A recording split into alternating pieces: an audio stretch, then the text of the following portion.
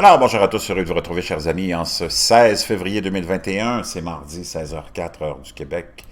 Imaginez-vous, on apprend via Science Alerte que des formes de vie mystérieuses ont été découvertes dans les ténèbres hostiles sous l'Antarctique. Ça a été publié hier, ça.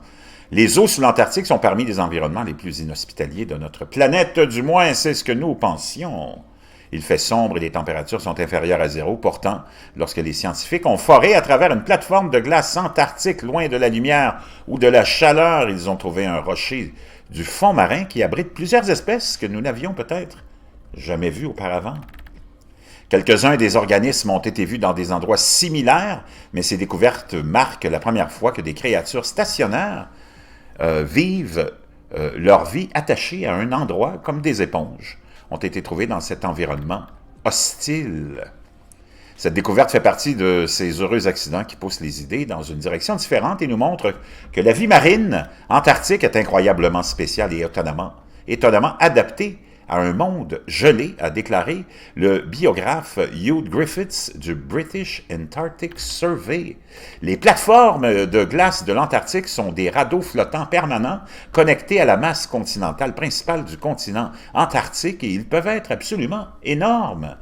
Au total, ils représentent plus d'1,5 million de kilomètres carrés, environ un tiers du plateau continental antarctique en raison du caractère peu accueillant de l'environnement en dessous d'eux et de la difficulté d'y accéder. Nous avons très peu exploré ces endroits-là. En général, les scientifiques ont creusé des trous dans la glace et abaissé l'équipement pour jeter un coup d'œil pour voir ce qui s'y passait là-bas. À partir de 8 de ces sondes, nous savons qu'il y a de la vie sous la glace, généralement sous la forme de petites créatures mobiles, telles que des poissons, des gelées, des vers et des crustacés. Les filtreurs, tels que les éponges, étaient ici très inattendus, loin des régions où la photosynthèse est possible, mais sous la plateforme de glace Filchner, 260 km du front de glace, 890 mètres de glace à une profondeur de 1233 mètres, c'est exactement ce que Griffiths et ses collègues ont trouvé.